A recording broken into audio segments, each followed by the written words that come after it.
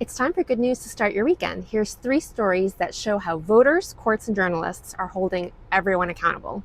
It's Friday. Yay! First, in a big political upset in Michigan, progressive Democrat Abdul El Sayed defeated establishment backed Congresswoman Haley Stevens in one of the most closely watched Senate primaries in the country.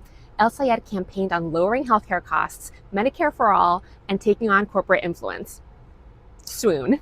He won despite millions of dollars in outside spending against him, making this a major victory for grassroots organizing and a sign that progressive candidates can compete and win in battleground states. Second, a New Mexico judge ordered Meta to pay an additional $567 million into a fund to address the harm its platforms have caused to children's mental health. Combined with an earlier $375 million verdict, Meta is now on the hook for almost $1 billion.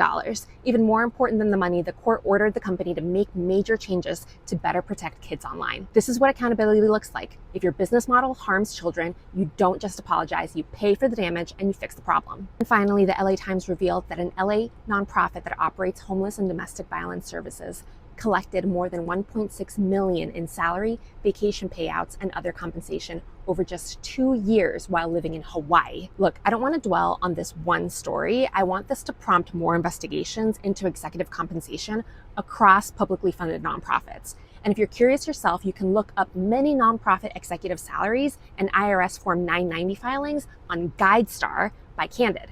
Transparency is one of the best tools we have for making sure taxpayer dollars are actually serving the public. Have a great weekend.